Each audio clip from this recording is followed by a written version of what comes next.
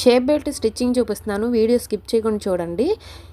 Shape belt కోసం నేను ఈ యూనిఫామ్ క్లాత్ యూస్ చేస్తాను, ఎందుకంటే షేప్ పట్టీ అనేది ఫిట్గా ఉంటుంది. అప్పుడే ఫిట్గా ఉన్నప్పుడే షేప్ అనేది నీట్గా ఉంటుంది. నెక్స్ట్ మెయిన్ ఫ్యాబ్రిక్ కూడా కట్ చేసుకోవాలి. చుట్టూ కూడా 1/2 ఇంచ్ ఎక్స్ట్రా ఉండేలా కట్ చేసుకోవాలి, ఎందుకంటే క్లాత్ రివర్స్ వేసినప్పుడు హెచ్చు తగ్గులు లేకుండా ఉంటాయి. ముందుగా యూనిఫామ్ క్లాత్ పెట్టుకొని దానిపైన లైనింగ్ పెట్టి దానిపైన మెయిన్ ఫ్యాబ్రిక్ పెట్టి ఇంకా నెక్స్ట్ మనం మెజర్మెంట్స్తో కట్ చేసుకున్నాం కదా షేప్ బెల్ట్ అనేది, పైన అది పెట్టుకోవాలి. మనం స్టిచ్ వేసేటప్పుడు 1/2 ఇంచ్ ఖర్చు ఉంచుకుంటే 1/2 ఇంచుతోనే వేయాలి, లేదా 1/4 ఇంచ్ ఖర్చు ఉంచుకుంటే 1/4 ఇంచుతోనే వేయాలి. ఇంకా నెక్స్ట్ పీస్ కూడా అలానే స్టిచ్ వేసుకోవాలి.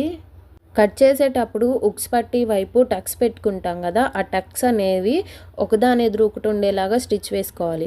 ఇది సిల్క్ క్లాత్ కాబట్టి నేను ఎక్స్ట్రా లైనింగ్ పీస్ ఇంకోటి తీసుకున్నాను, మెజర్మెంట్స్తో కట్ చేసింది కాకుండా. అదే వెనకమాల లేయర్ కనపడని ఏ క్లాత్కైనా మనం లైనింగ్ పీస్ అనేది తీసుకొని అవసరం లేదు, అది మన చాయిస్. తీసుకుంటే తీసుకోవచ్చు, లేకుంటే లేదు.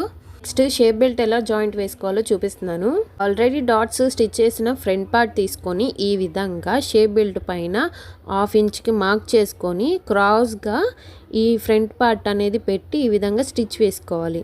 స్టిచ్ వేసేటప్పుడు మెయిన్ డాట్ అనేది స్టిచ్చింగ్లోకి రాకుండా చూసుకోవాలి. అలాగే మెయిన్ డాట్ ఖర్చు వైపుకి ఫోల్డ్ చేసుకోకుండా ఉక్స్ పట్టి వైపుకి ఫోల్డ్ చేసుకొని వీడియోలో చూపిస్తున్న విధంగా టాప్ స్టిచ్ వేసుకోవాలి.